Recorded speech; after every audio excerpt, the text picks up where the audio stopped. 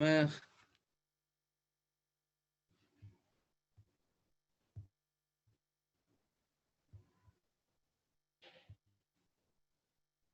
on Chaf Aleph with base on the bottom, about 10 lines up. Abba Umna.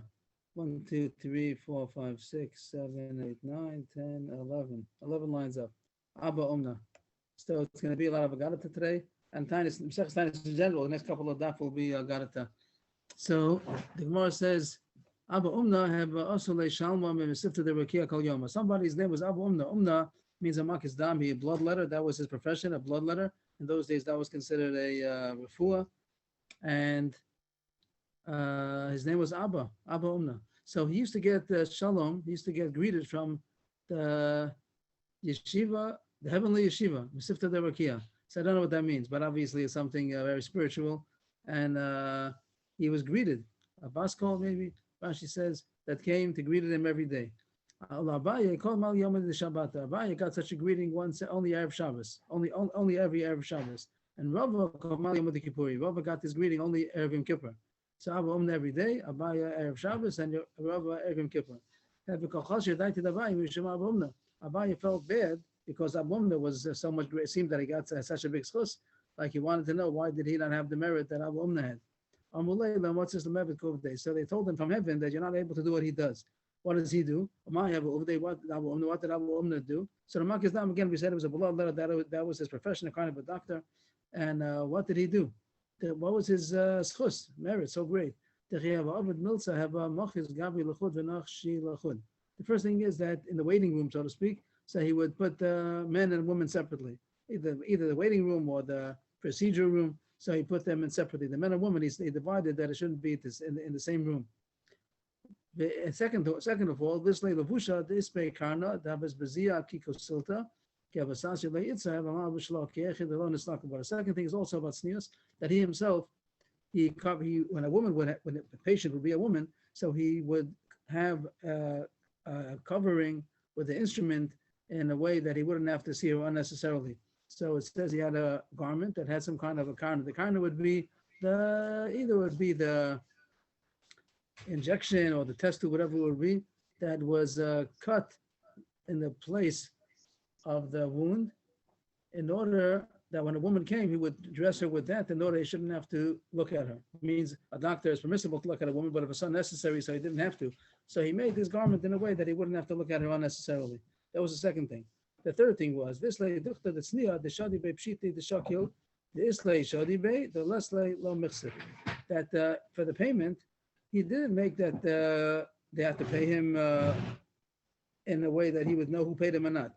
He put the place for the money in a place that whoever wanted to pay would pay. But someone that didn't have money, in order that he shouldn't be embarrassed, it wouldn't be noticeable that he didn't pay. The word, just to get the translation over here, he had a private place, a private place means the place for the payment, the pushka, so to speak. They had a place which was private. The shadi be pshiti, the shakal that he would put over there, the money that he would take. The islay shadi be, if a person had money, he would throw money into there, he would pay for it. But the leslay, if a person didn't have money, lo mixed it, he wouldn't be embarrassed if he didn't pay. The next thing he did, if a Talmud Chacham came, he didn't take money from him. And also, now he didn't take money, he gave money also. After he would finish the procedure, he would give him money and he would say, go make yourself healthy, take care of yourself. After the bloodletting, so he'd have to have food to eat, and the Talmud Chacham was poor, he didn't have, so he told him, take money. In a different case, it even says he lent it, he told him to take it as a loan. Later on, he maybe never demanded it back, but he said, take it as a loan in order to take care of yourself. So those were the, I think, four things that it said. The first one was that the men and the women were in separate rooms when he did this procedure. And the second one was that he had some kind of a garment in order to cover the woman that he shouldn't see her unnecessarily. The third thing was that he took the payment in a way that someone wouldn't be embarrassed if he didn't pay. And the fourth one was that for a Talmud Chacham, he wouldn't take money and even would give him money in order to make himself eat after whatever he had to buy in order to eat after the bloodletting. And that's why the Gemara says that's the reason why he got greeted from heaven every day. One day Abaye sent a pair of Chachamim, pair of Talmidei Chachamim in order to check him out. To see, and they're going to see, the Gemara is going to say what they did in order to check him out. Osvinu, v'ochlinu, v'ashkinu, u'machlu b'starki balayla. So he brought them in and he gave them to eat, he gave them to drink, and he also folded under them some kind of a blanket at nighttime. Means he gave them to sleep also, and he gave them some kind of blanket. I don't know what a bistaki is exactly, but it seems some kind of a thing that is supposed to use at night, some kind of a sheet, or does Rashi say anything? Rashi says tachshit etzemer, tapestry, maybe woolen rugs. Okay, so something that was choshev, he gave them at night to sleep on. And then the Gemara, so what was the test that they did? On the next little page, Daf Chav Beis, Letzafra kachinu v'sheklinu v'kamu v'nafkulu. In the morning, they folded it up and they took it. Then they went out. They left. They stole it, so to speak. They went to the market. Vashkechinu, and Vashkechinu means what? That he found them. He met up with them. Amulei l'sham yamar hechki. So they asked this Abba Umna, you should evaluate how much, estimate how much it's worth. If you want to sell it, and how much are you willing to pay for it? It means he's the owner. They stole it from him. He knew that also. So he said, so and so, such and such a price. This is how much it costs. They said to him, maybe it's really worth more. Maybe you're underpaying. That's the price that I bought it for. So I know how much it's worth. Here the gear says that they told him that it says. He knew that it says. I'll take out these next couple of words, but the idea is okay. They're yours, and we took it from you. He knew that anyway. He just said a second ago, he knew that he bought it. So he knew that they stole it from him, and he was telling them the price. He was even going to buy it back from them. What did you suspect us? And that was really the whole test. The whole test was to see if he would be done the kafschos. Of course, a person doesn't have to be done the kafschos for crazy things, but I think that the Yisrael is always going to be that according to the level of the people, you're supposed to give them the credit. So to me, the chachamim like that, so it's deserving that they should be given the credit of the benefit of the doubt. Of course, you have to be a big tzaddik to be able to give benefit of the doubt in such a situation. But they asked him, what did you suspect us? Or in other words, how did you look at our actions? I made an opinion. I understood that you were taking it for a tzedakah cause, like pidyon shvuyim, like ransoming the prison, and you were embarrassed to ask me for a donation. So you took it as a donation. And that's how he justified their act. They didn't steal the rugs as a donation, and they would then sell them for the money to get somebody out of to ransom somebody, right? And not that they were stealing; they were just taking tzedakah. They were just taking tzedakah that he was supposed to give, or that he could have given, he might have given, and they were embarrassed to ask him. That was that was the best that he could have done. And I can't think of anything better either. How he justified what they did. So they told them the whole thing was not true. So take it now, like it's not true, and we just, I guess they told him was testing you out, and take it back. So he told them, no, from that time that I thought that that's what was happening. So I got out of my mind, and I had in mind to give it to tzedakah. So I'm giving it to tzedakah now. It didn't take it back. Mm-hmm. That's the end of the story about Rama Umna, and the Gemara says based on these stories, and even Abai also checked them out, and they used to get the greetings from heaven every day. The Gemara continues now that Rava was only greeted every Yom Kippur. Abai was greeted every Erev Shabbos, and that the Gemara says also Rava didn't understand. Rava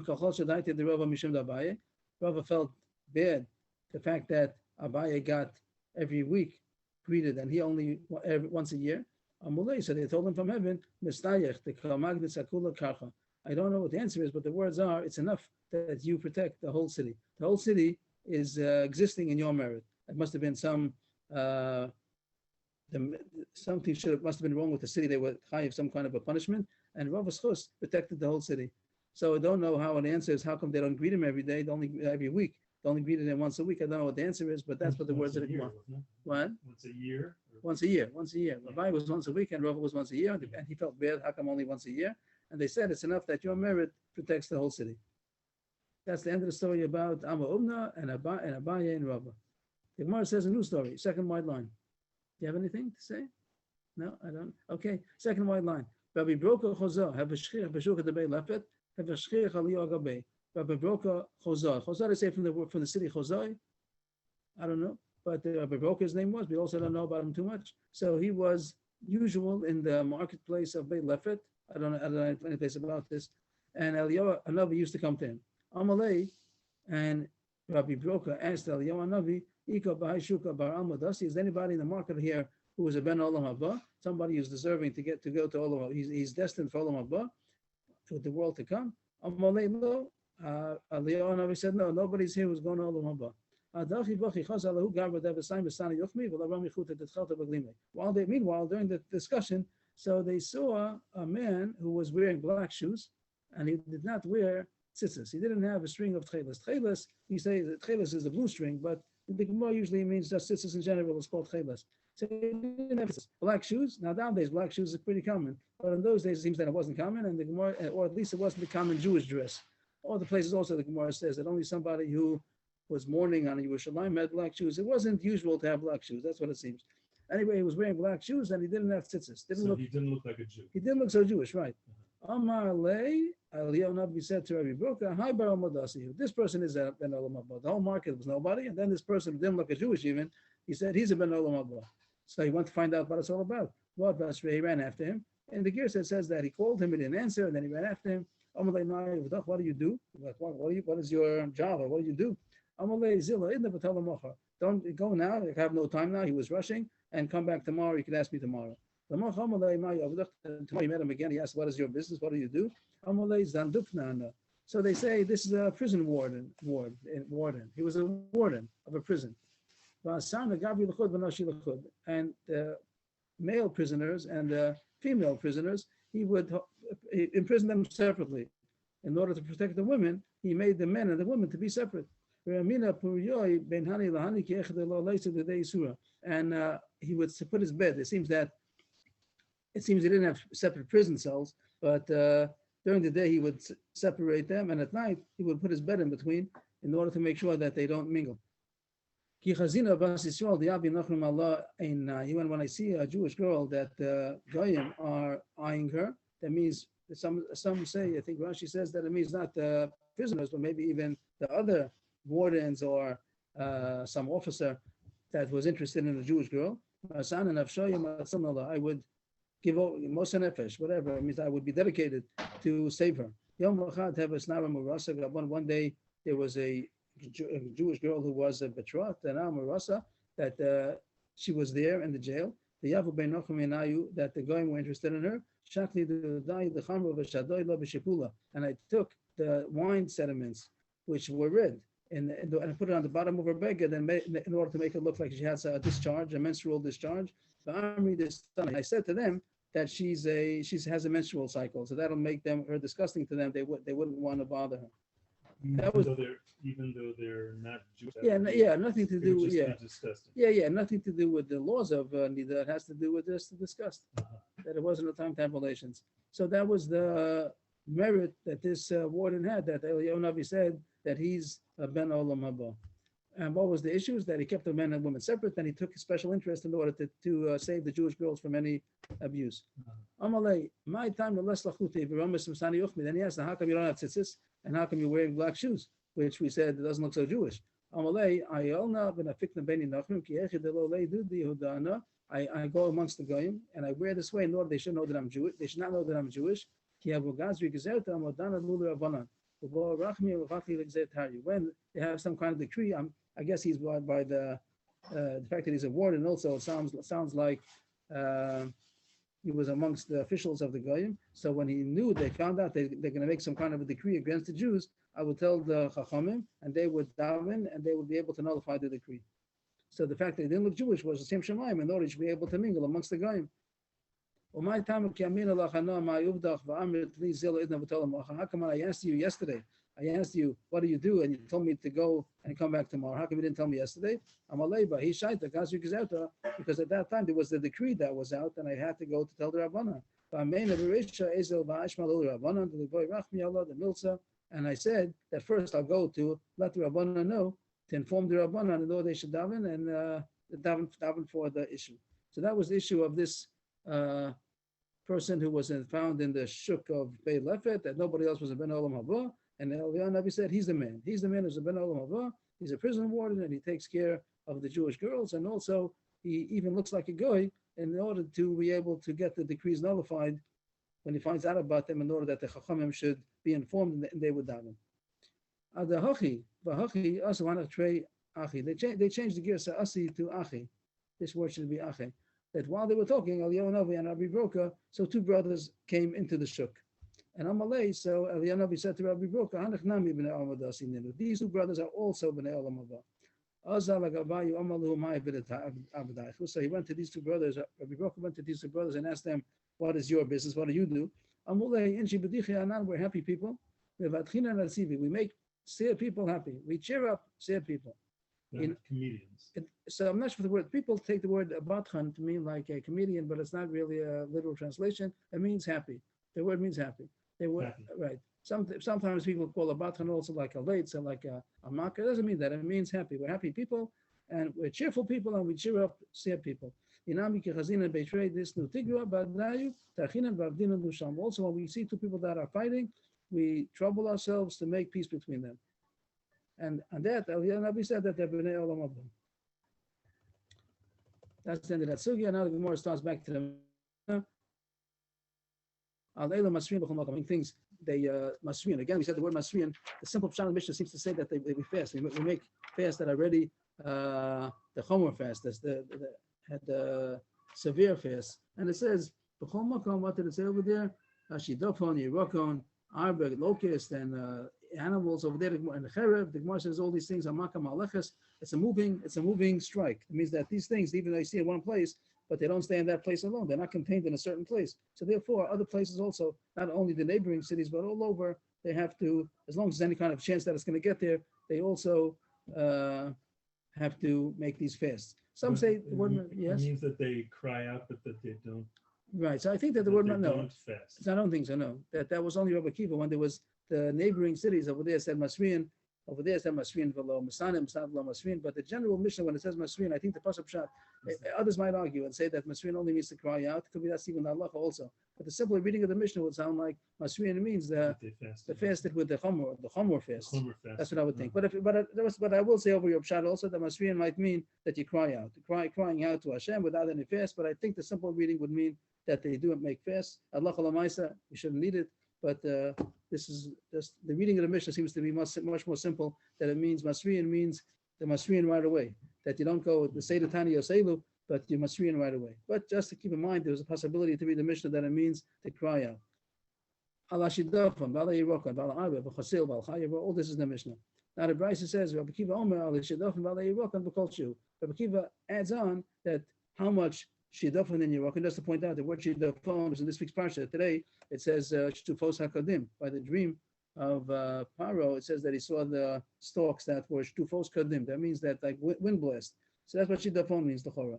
So if you see even a little bit of Shidafon, I'm not sure, maybe someone will say differently, that it doesn't mean the same, or it doesn't mean east wind, but there's some kind of a disease that affects the wheat. And for that, if you see Shidafon, you have to fast or Masrian in all places. But the point, and you work on, there's a disease maybe by human disease, they talk about jaundice, whatever it is, it's going to be something which is contagious. And the point is b'kol even a little bit, that's, you don't have to have a certain amount that happened, that you definitely work, and even a little bit, it's so contagious, this disease, either amongst the vegetation or amongst people, and therefore you make a Masrian b'chol makom, even though only a little bit was noticed. And by this locust, even if he does so one wing, which means one specimen, one of them, one of grasshopper. Also, you right away put on the alarm if it's going to mean that you fast the serious fast, or means that you cry out, because even one grasshopper is going to be a simon that the locust is coming. So again, we had this issue also that Testament base spoke about that even a little bit, and the point would be what kind of grasshoppers. Of course, there are some grasshoppers that is common to be single, individual, isolated grasshoppers that it doesn't mean a swarm. But if there's a kind of a grasshopper that only comes in a swarm, even if you only see one, we can assume the whole swarm is coming also. Talks about animals that are going crazy. They're coming into the populated area, into civilization. Usually they stay in the jungle, whatever, they stay in the forest. So if they come out and they're aggressive against people, so also if they killed, we'll see in the sugya now, how much do they have to have shown themselves that it's already a danger.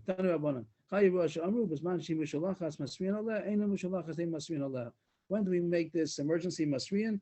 Only if it's mishulachas. The word mishulachas literally means sent. sent, like some kind of a plague of animals. Rashi says sent from heaven. I'm not sure if that's the only pshat, but it means that there's some magefa, there's some plague of the wild animals going wild. So if it's mishulachas, that's the danger. So then we make this emergency measure. But if not, even if you do see an animal coming into civilization, not in all cases are you going to make this masriyan. So what is that? Ezel mishulachas ve'ezel ena mishulachas. What's considered that it's going wild? Nearest beer mishulachas. Basada ena mishulachas. If it came into the city, it means a populated area. So that's the chiddush. The animals don't usually come. If you find them in the field, it's not such a problem. It means it's not a simon that it's a problem. Because the animals, they're not scared to go in the field, even though they might usually not be there, but they didn't come into the populated area, so it's not a simon of danger.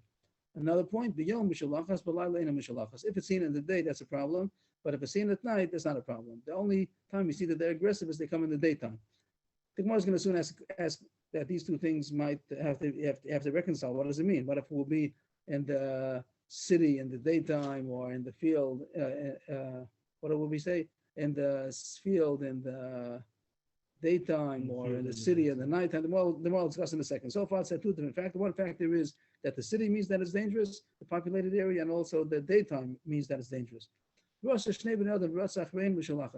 it's all two people, usually an animal would be scared of two people. One person, maybe not, but two people, and it chased them, also that it chased after them. It didn't run away, and it didn't stand in its place, it chased after them. That's dangerous. That means that they're aggressive.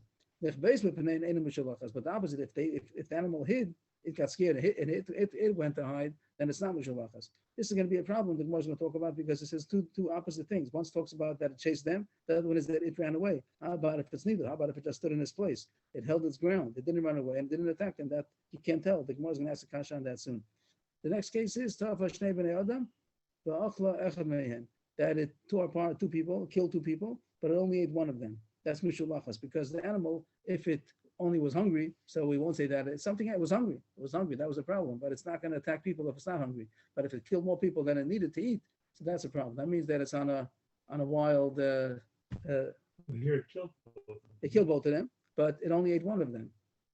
If it would have, the Gemara seems that at this point it seems that if it would have killed but it ate both of them, then it's not considered a danger. It's only because it was happened to be hungry. I heard that recently. I heard that this past year. Next thing, right? But then it says that if they ate both of them, it's not. That it's not right.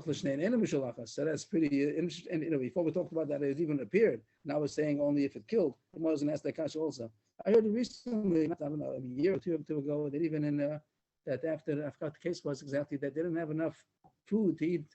Enough berries didn't grow in the forest, so the bears in Muncie started coming out because they didn't have food. So they came into the civilization, something like that. So, but here it says that if they're hungry alone, that's not considered mishulachas if they're only eating because they're hungry. But sure, it has to be taken care of also. If they're hungry, it's a problem. It could be that the case I was saying is that the whole community is hungry, the whole forest. But if one particular animal happened to be hungry, we're not going to say that there's a magefa. It's not a zimun that is dangerous for everybody. The next case it says, anything else it says here? Also look at it.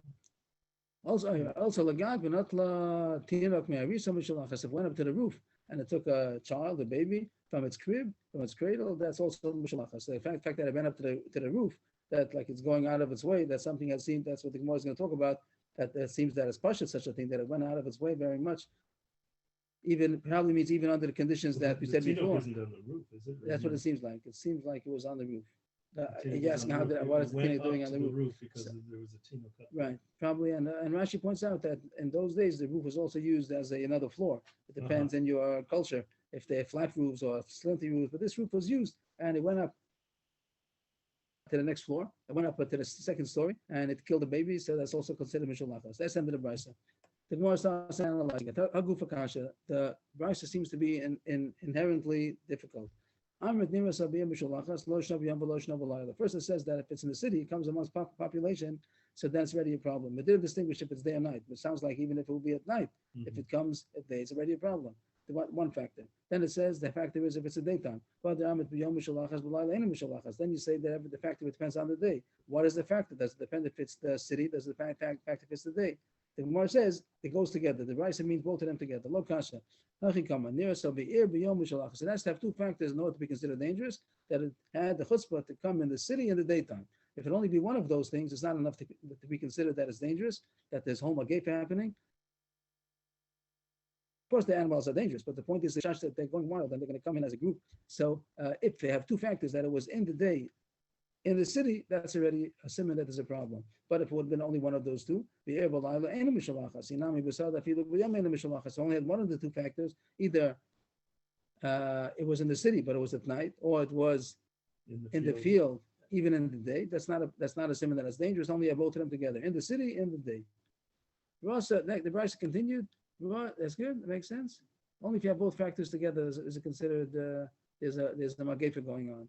If it were in didn't it say something about the Sada?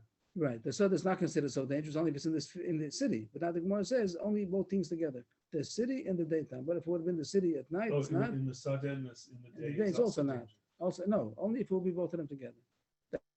That contradiction. First it says the factor is the city or city, and field is not, then it's a day. So it says you have both of them together. If it has two factors, then it's considered dangerous. If it's both in the city and the day. But if you're missing one of those two factors, then it's not considered magefa. The Brisa continues. The Brisa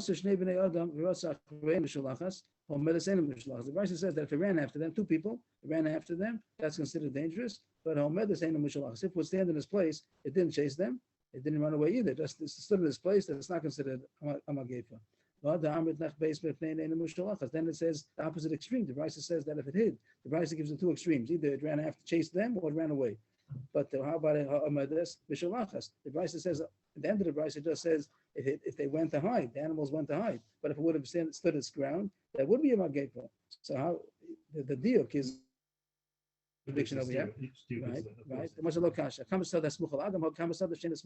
It depends if it's near its home territory. Its home territory is agam, some kind of a marshland. That's where it feels comfortable. It's not. That's where it hides over there. That's its home territory. So if it's a field which is next to its home territory, so then it feels more comfortable, and not necessarily is it going to hide. It knows it always could run into the agam if it needs to. So therefore, if it stood its ground, it's not considered aggressive only if it attacks. But if it would be in a sada she'enos muchal agam, if it's a place which is not next to its home territory, so then it doesn't feel so comfortable and it should hide. If it sees two people, it should hide. If it stands its ground, then it's also considered dangerous. Is it agas or agam? Agam. Agam is a lake. They say like Rashi says marshland. I think the Rashi pretty much. We see Rashi over here. Agam. Here's marshik. I think they say that. I say Kotzim says marsh. I think we learned it marsh. Marsh. M-A-R-S-H. Yes. Okay. The Gemara continues another contradiction. Tarfa shnei b'nei adam ke'echad v'ach la'echad me'ehen mishalachas. If it killed two people and only ate one of them, that's a magefa. But shneim en mishalachas. That if it ate both of the people, so it didn't kill more than he needed, so it's not considered a magefa. But the field of out. A long ago we said that even if it chases them, even if it didn't kill anybody, here it says even if it killed, it's not considered dangerous as long as he killed what he ate. And now he said before that even if it chased them, even the best case, it's considered aggressive if it chases. That was in the agam itself. If someone went into their territory, then it's not a kasha that they ran after him. But if they're going to kill more than they need, that's considered dangerous, even if it's in their own territory. We had before, if it's far away from the agam, near the agam, and now it's in the agam.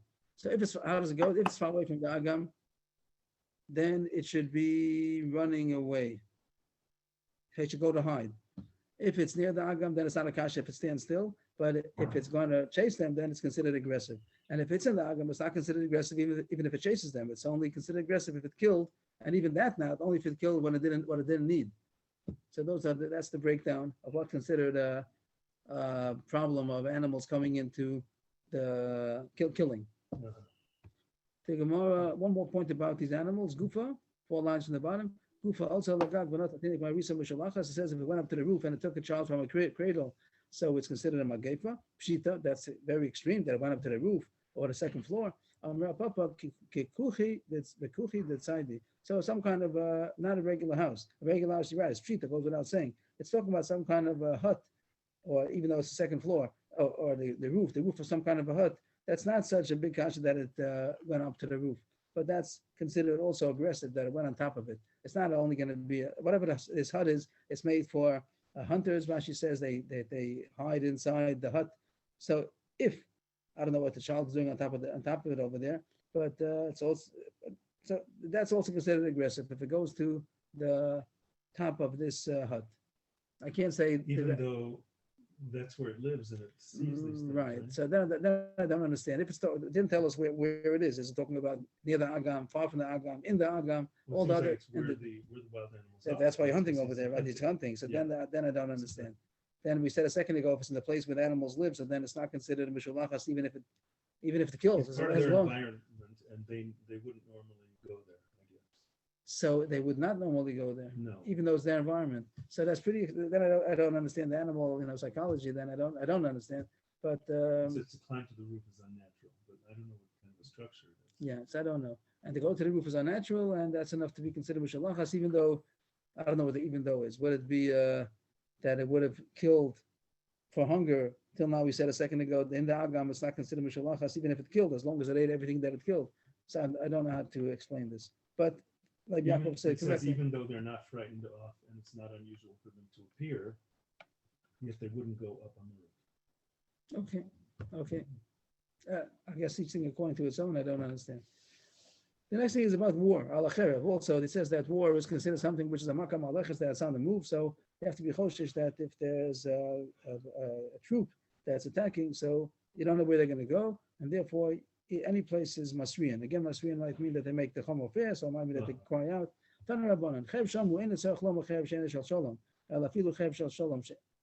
Not only a unpeaceful sword, even a peaceful sword. What's a peaceful sword? The Gemara is going to say soon that they're only traveling to. They're going at a certain destination to attack, but they're just passing by and they don't have any intention to attack. And that also, if they're passing through your territory, you're supposed to be concerned and maybe fasting, at least crying out, because there might be a problem with that's going through your territory. So this is mentioned in Divrei Yam. The Gemara is going to be passing down. That Yoshua was the king. He was one of the last kings of Am Yisrael, and he was a tzaddik. And the Gemara says he was killed by Paro Nechol. Paro Nechol, his name is Nechol. One of the Paros of Egypt. So over there it says he was on the way to make war, and he wasn't. His destination it was not the Jews. He was just passing through. I think to go to Ashur, and the king Yoshio didn't want him to go through Eretz Yisrael, and he did. He said, "I'm not coming to bother you." And Yoshua didn't tolerate it, and he attacked, and he was killed. He was killed by Paro Nechol, and that's called the Cherev Shel Shalom. That Paro Nechol did not have any intention to kill him, but it's also dangerous. Sometimes they do. Shenema. What do you see the story about Paro Nechol? So the Gemara continues in Amud Beis. Shenema. This pasuk in Divrei Hayamim, in Kings also it says a story in short, but it doesn't say the details. So the Gemara brings this pasuk in Chronicles where it's more elaborate. But why did he attack him? Why did he attack him if he wasn't going to be attacked? So the Gemara is going to bring the whole story now. That the Gemara is going to say that the Gemara is going to say, "Why, you're right." In the Pasuk Pshat, Paro Nechol said, "I'm not interested in fighting with you. Don't start up with me. I'm not starting up with you. I just want to go through your land." That's a sort of peace. What? That's a sort of peace. That's a sort of peace, and also it is dangerous. So sort of peace also is something to be concerned about. I think Gemara says sometimes a sort of peace ends up to be a war. Mm-hmm. What does it say over there? The king sent to him. Who sent to who? Paro Nechol sent to Yoshio. He sent a messenger saying, "What between me and you? Like, what's the issue with me? Nothing's between us. I'm not coming towards you today. I'm coming to the place of my war. It means I'm going to Ashur. I'm not going to fight with you. I just want to go pass through your land." Hashem said that I should go fast. It means I'm going through your land because God said that I should go fast. Stay back, hold back from the God which is with me, and he should not destroy you. It means he's warning him, don't start up with me. I'm not bothering you. I just want to go through your land, and don't start up with God. Now the pasuk you can learn, the pasuk the pasuk is that it's God. Elokim is Hashem. But the Gemara dashes, what does it mean? God which is with me. Something out the gear. No, maybe no. The gear says good over here. That the Gemara says this was not talking about Hashem. He's talking about Avodah Zarah, and that's what got Yoshio thought that he should go to fight with him. Since he's trusting in Avodah Zarah, I'm going to be able to overcome him. It says in the pasuk that the archers they shot at the king Yoshiyahu. Then he told his and he was shot, and he told his servants, "Take me away," because they became very sick. Means he was shot by the arrows, and he asked to be taken out of the camp, out of the war battle. Because he didn't want them to see the blood. Was that what No, was this thing? no, you're talking about Achav. That's something else. It says over here, Mike Yachlesimo. The Gemara seems in the gears mentioning it because I say he's very sick. But Rashi doesn't seem to have that, and they say the drush is really from. Well, it says by Yoram Orim. It says that the archer shot. They made his body like a seed. Means they shot at him very much. It was he was very pierced. Why was he taka punished? What did he do wrong? He thought that he was allowed to fight, like the Muslim say soon, that even a sword of peace should not have passed through. Why was he punished? He should have first taken advice from Yirmiyahu. And there was another over there, even though he thought that he was right in attacking, but he shouldn't have done it without the permission of Yirmiyahu. And since he didn't do that, that's why he was punished. And the Gemara explains why he thought that it was permitted to attack the king who was passing through. My Darash, why did he dash in the pasuk that he thought that it was permissible for him to attack? It says in the pasuk, it says in Pashas B'chukosa by the brachas and the kolos over there. So it says if you're going to be good, and B'chukosa Teilechu, so then there's not going to be any war, and a sword is not going to pass through your land. And he said, Drash, what kind of sword is that talking about? It's an unpeaceful sword. It says already. It says, I'm going to give peace. It doesn't have to say again, there's not going to be any sword. Peace means there's no sword. So what does the pasuk mean to be redundant that there's not going to be any sword, and there's not going to be any, and there's going to be peace? Even if it's going to be a peaceful sword, also it's not going to pass through your land. And he thought the Am Yisrael were tzaddikim at the time, and therefore the bracha was there's not going to be any sword, even a peaceful sword passing by, and therefore he wanted to stop it. And he tried to stop the king of the Chol from passing through, but he was wrong. The Gemara says he was wrong because he should have asked Yirmiyahu, and the Gemara says, what would Yirmiyahu have told him? He didn't know that his generation was not deemed well. That means that even though he thought they were tzaddikim, but they weren't, and they did do avodah zarah. I think the Gemara doesn't say, but other place I think the Gemara says that they were doing avodah zarah in secrecy. So even though he thought that they were tzaddikim, they really were not deserving, and therefore they didn't get that big bracha, even though there was no sword of war coming through, but there was a sword of peace. They didn't deserve so much of the bracha that peaceful sword should not pass by. So therefore, Yirmiyahu would have told him not to attack, but he didn't ask Yirmiyahu, and he did attack, and that's why he was punished. And that's why it says that we do make a fast or cry out to Hashem even when a peaceful sword are passing through our land. The Gemara continues about that story. When he was dying, Yirmiyahu saw his lips that were moving. Another guy says he went to visit him when he was sick. He was dying, and Yirmiyahu saw his lips were moving. Maybe he's saying something which is not proper because of all of his pain. Maybe he's saying something wrong. What is he saying? He bent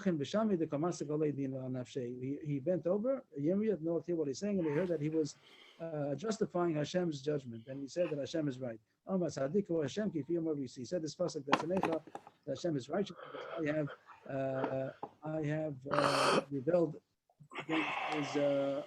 against his mouth, against the word. 1 second, please.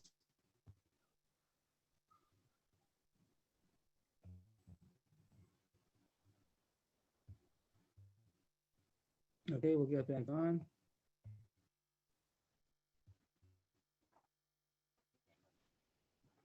At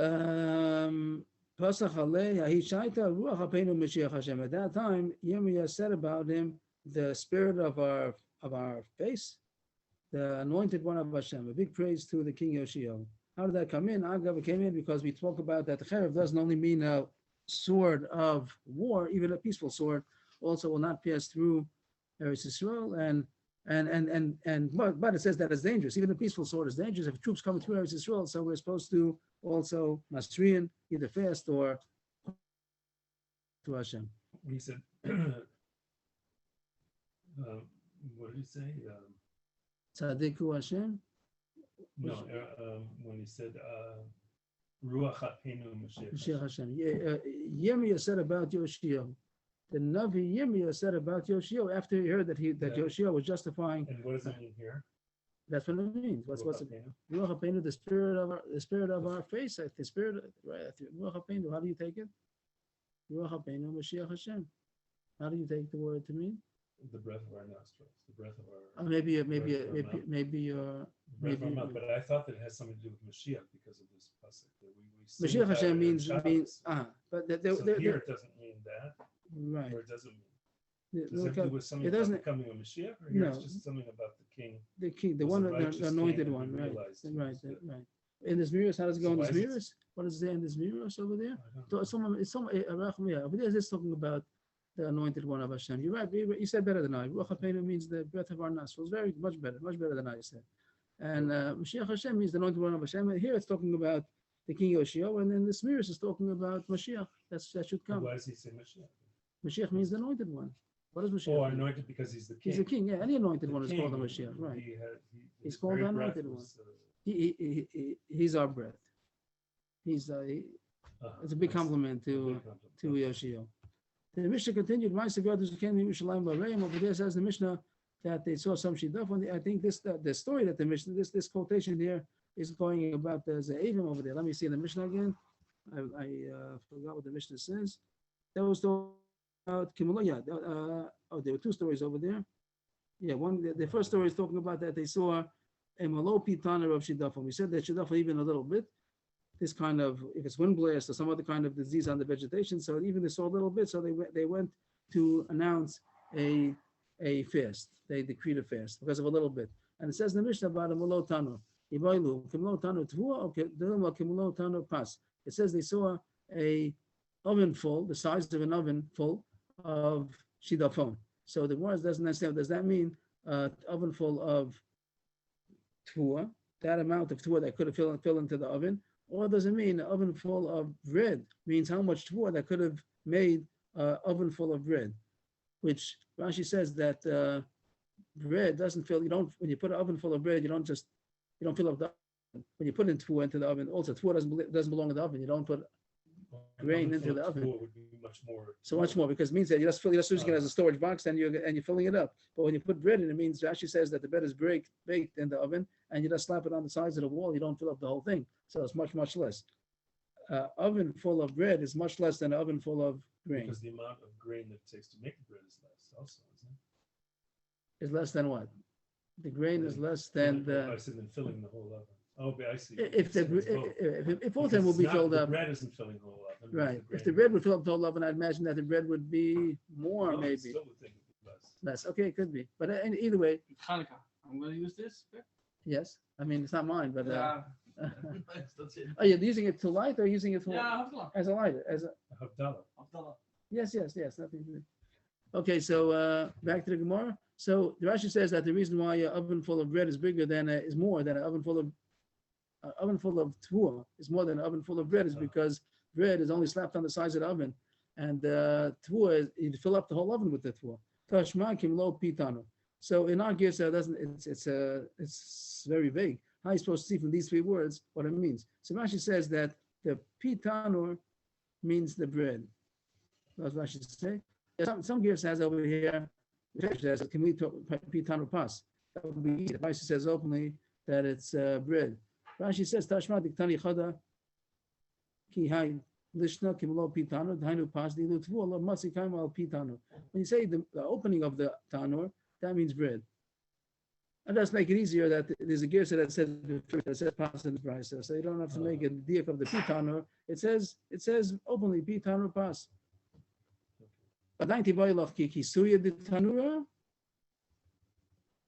O dilma ki dara de rifta. Dada lay the puma de tanura. Take it. The most last question, even if it says pitanor, but it's still two choices. Either it means the cover of the oven, which would mean only the size of the mouth of the oven. What does the mouth of the oven mean? Does it mean the size of the mouth, the size of the mouth, the opening of the oven, or does it mean the whole row of bread which surrounds the mouth? Means there's not only the size of the mouth, but all the bread that would be lined up all around, which would be more. Take two, the Gemara doesn't know. So that's all a question about how much you do. From before the Gemara said even a kosher. Here the Mishnah said about a malopitana. That was a story over there that this kingdom saw malopitana and they were goes to tinus.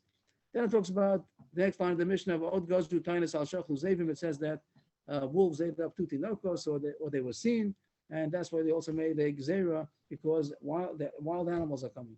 Amar Ula Mishum Rav Shimon ben Yotzadok Ma'aser Bolu Zevim Shnei Tinokos V'Yikiyum Derech Beis Harei Uva Ma'aser Lefnei Chachamim V'Tiyah Was Abasa V'Tim Was Atzamos. This is not to do with our Mishnah.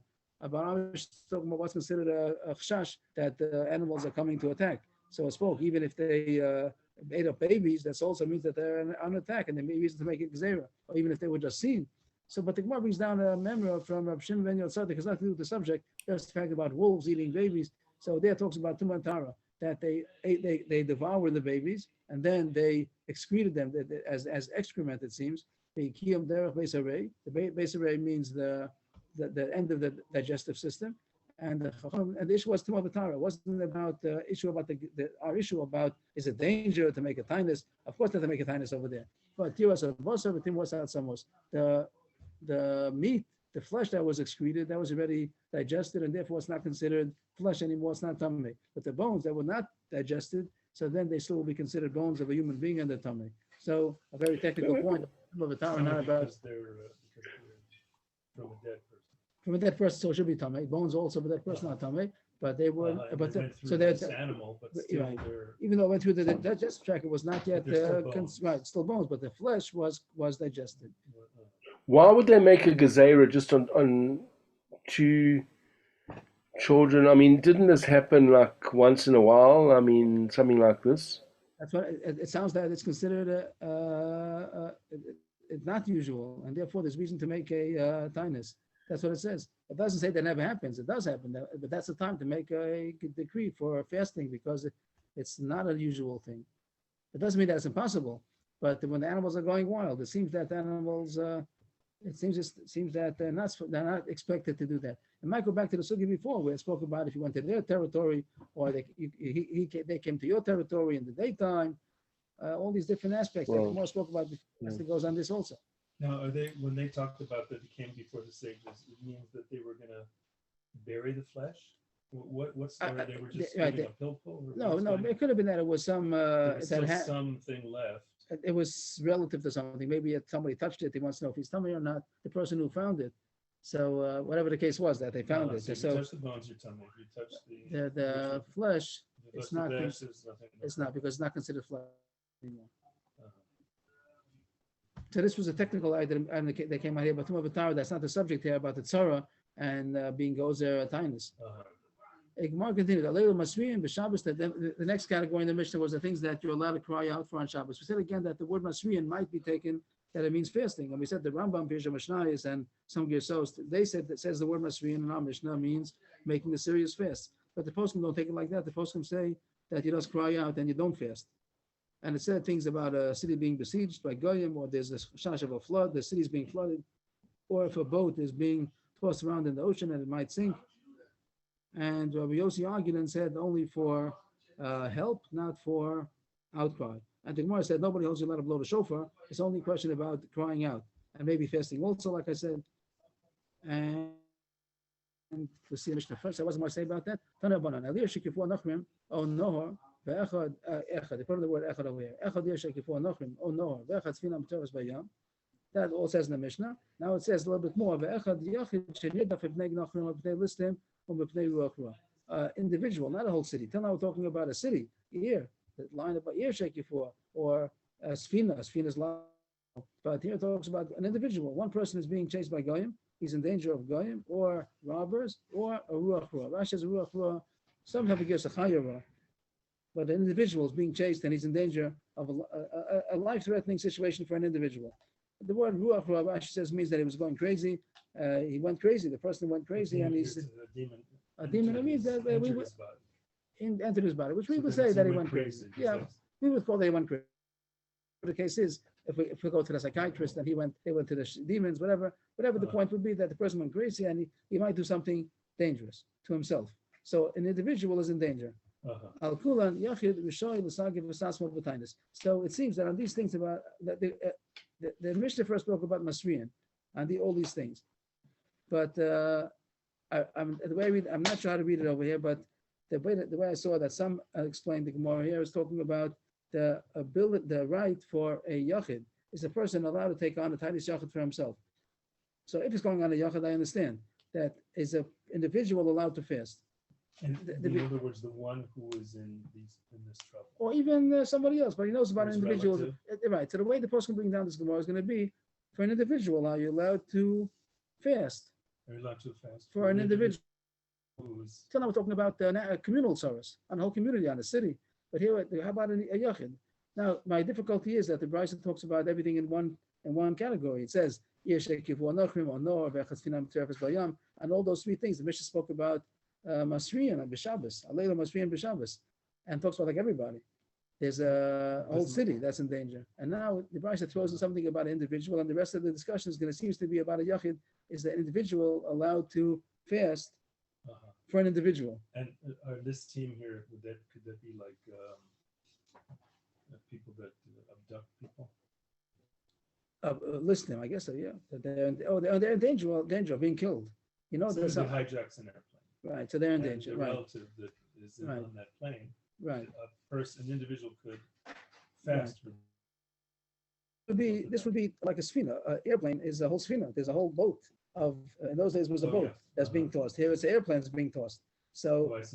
I'm a little confused. I don't have a good shot yet. I hope tomorrow maybe I'll come back with something better, because it starts talking about all these communal service like a city and a boat, and then it continues into an individual that's being chased. So I don't get the connection. It should be two separate subjects. So I don't know. I'll just read the next couple of words. We're not going too much further. Let's see. It says here, Al Kulan Yachid V'Shai L'Sagi V'Satmo B'Tainis. An individual is allowed to make a tainis yachid. He could. The word l'sagef is to afflict himself with a tainis. Means even though it doesn't seem like we're making a tainis sibur on them, we're not making a communal fast for them.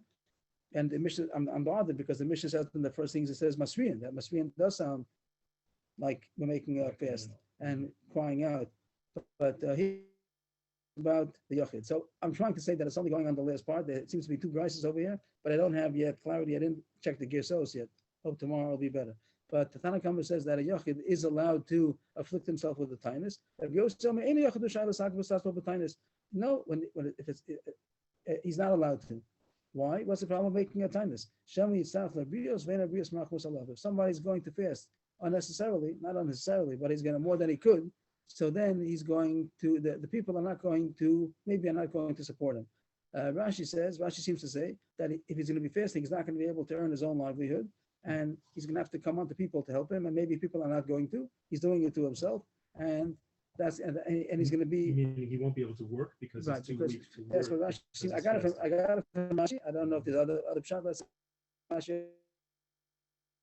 Rashi Yeah, says. that's Rashi. He's fasting, and it's not obligatory fast. So the reason why he should not is because he's not going to have ability to support himself. Except he- this is who? This is Rav Yossi. But doesn't he understand that we have a mitzvah of shemoras nafshecha? So if somebody is fasting, it must be that they know to take care of themselves. That Right, they're so- healthy enough to do that. so I Or say he's so- saying even so. Right. So I saw Tosfos over here. I think. Let's see if we can see the Tosfos. This is. I think I saw the Tosfos. No, it wasn't Tosfos that I saw. Here it is. Yeah, Tosfos over here. Rabbi Rabbi Yossi Yomer, right. Mhm. V'niroli dani tanoi lo pligi b'hod the Mari hani amroi b'fekin del el atirala v'nikva choti anikva kodesh. The amroi pligi b'masi l'sur nafshei. V'ani tanoi pligi b'delam masi l'sur nafshei. Tosfos says the one that Firal Tanam Machlokes, if someone fasts, is considered a kadosh or a chote, a chassid. And over there the Gemara says that they're talking about that he could tolerate the fast. And some say if you could tolerate the fast, you may fast. Another one says even if you can tolerate the fast, don't fast. Shmuel says don't fast. Shmuel was against fasting, even if you could. Even if you Tolerated. could tolerate. Tosfos says that's not our Gemara. Our Gemara is talking about that you could not tolerate the fast, and that's what Yossi is saying. Yossi is saying don't fast if you can't tolerate it. Uh-huh. And Tanakama says that you could fast, even if you cannot tolerate it. Comes out two machlokes. The Gemara Daf was talking Oh. about if you could tolerate Even it. if you can't. And over there, everybody held that you're not allowed to fast if you cannot tolerate it. And here it comes out, Tanakama says you're allowed to fast also, even if you can't tolerate it. People Because will, they're in trouble, so go yeah, try to help them. yeah, he's doing it for, and even though you won't be able to work and you can't exploit yourself, so people will take care of it. And the Bereshit says maybe won't. But I'm taking it very superficially. I can't say that I have a great shot unless trying to put it together from what I see. What does the Gemara continue? Amar Rav Yehuda Amar Rav, by the time of the Rabbi Yossi, where's Rabbi Yossi's source that be careful, you take care of your health. In Bereshit it says that man became a living being. The soul that I gave into you, make it live. Nefesh Chaya, you're a Nefesh Chaya, you're a living being. So take care of your life. Take care of your living source, your living force. So that comes out over here. And Daf Yud Aleph, everybody agrees to this, that even the one who said that it's good to fast is only if you can tolerate it. And the other one said even that not. But over here, there's a madam that says even if you cannot tolerate it, also you could fast. That the verse says not. That seems to be how we pass him, I think. But I'm not sure. Here it says I have to see the halachas. I didn't see this deeply yet. I didn't see it more intense. But so far, I'm just trying to glean some kind of a pshat. That's what it might sound like. The Gemara continues. Shimon Atim Yomer Afal Adever. Over there, it's talking about what's considered a makkah. What was that? Makkah malachas. That Shimon Atimni said that Dever is also considered a moving plague, and they should fast even other places also. But they didn't agree to that. And the Mishnah on top of the page over there in the Afites said that only the city itself that has a Dever, and also the surrounding cities. Masrios, Besanos, Velo Masrios. Shimon Atimni said that a Dever is considered something which moves, and that the Chacham did not agree. The Gemara says, when it says here the Chacham didn't agree to him, is that because they didn't agree to say that it's something which is worthy to fast even on Shabbos? Oh, so I take it back. I just spoke about if Shimon Atimni is talking about a Dever, is it considered malachas or not? But I think I made a mistake about that. The issue is not about a moving magef as much as do you cry for it? Do you outcry on Shabbos also? That's better in the Mishnah. The Mishnah Daf Yutes spoke about if Dever is something which you should make a masriyan on Shabbos. And that Shimon Atimni said yes, and the Chacham didn't agree with that. And now the Gemara wants to know, and the Chacham didn't agree, is it only talking about Shabbos? In the weekday they would agree that Dever is something to fast about. Maybe even not in the weekday. Now I don't understand the Tzad is saying even on the weekday, because at the Mishnah, in the beginning of the Mishnah said yes, that city itself does fast, and the surrounding cities also misanos v'lo masrios. And here the Gemara wants to say that maybe his opinion says that a Dever is not something to fast for. Tashma the Tanya masriyan al Dever b'Shabbos lein tzarich lamed b'chol. The Tanakhama is like Shimon Atimni that you're allowed to be masriyan on Dever even on Shabbos. That's now the Amish opinion of Shimon Atimni. Rav Chanan ben Pitum Talmido shel Rav Akiva Mishum Rav Akiva Omer ein masriyan al Dever kol deker. That there's no masriyan on a plague, on a pestilence, on an epidemic at all, even on the weekday. So it's two extreme sheetahs. One says even Shabbos, yes, the other one says even weekday not. That's the end of the Gemara, and I don't understand because Rabbi Akiva in the beginning of the Mishnah, the subject was only over there Misanos or Masrios for Misanos for the neighboring cities, but a Dever surely was something that was worthy of Masrios, of fasting for, especially the city where it is. And here it says that it's not something to fast for at all. So I'm stuck on that also. And You're saying because then you come to fast on Shabbos. I did, before the Gemara didn't have such a thing. It says that you do fast. Here it says you do fast in the weekdays. The Mishnah before, Bekiva, everybody agreed that you fast on a Dever. The question was the city where the Dever is and the surrounding cities are a little bit less. And now the Gemara is going to be so extreme that somebody, even the name of Rabbi Kiva, says you don't fast for a Dever at all. So I'm stuck on that point. So that more or less, I can't say that it's this last couple of sugyas. I'm a little shaky on that. So you want to say that's sort of what Rabbi Kiva holds, and the whole thing to say that a Dever is not dangerous. Dever people are dying. So I don't understand what the Gemara is talking about over here. That the Dever is something that why should it be different than any other kind of sorrow? A Dever is very. The Psukim talk about a Dever always. Rov, Chever, Dever. So how could it be an opinion that says that you don't fast at all for a Dever, even in the place where it's happening? That's to be a big chiddush, and it doesn't fit with the Mishnah before. No, but if I'm mistaken, Rabbi Kiva held the shita on Masrios for like But that was only the right. But even that was neighboring cities. But the city itself, For sure. And here, what it's talking about, it's not talking about the city itself. Let's see what it says. The Mishnah said, Al Elu Masriyan B'Shabbos, and it gave this list of things. And if Shimon Atim Yomer Afal Adever, and the Gemara says even on the weekday. So I'm stuck on that. So I hope tomorrow something will come up. If anybody has a good shot, so please let us know. Yes, Shekharach, everybody, thank you, and Shavua Tov, and a Chodesh Tov, and a happy Hanukkah. Thank you. And happy birthday to Chaim David for Friday. Chaim David, happy birthday. Oh, happy birthday. Happy birthday, Chaim David. You're muted, Chaim David. You have a happy birthday? You're muted, Chaim David. If you Muted. can, That's Gregorian. My birthday was Friday 2 weeks ago. Thank you so much. Anyway, you should be blessed. If I have the Karcha Bracha, you should have amazing Sof Chanukah Ad Bli Dai. We should reach the highest level. Hashem to give a Geula Shlema to all of us. Hold on, Israel. Admir V'Esrim. Thank you, Rabbi. Shani? You too. We'll learn together. It's such sweetness. Yeah, Phil. Noted. Well, everybody.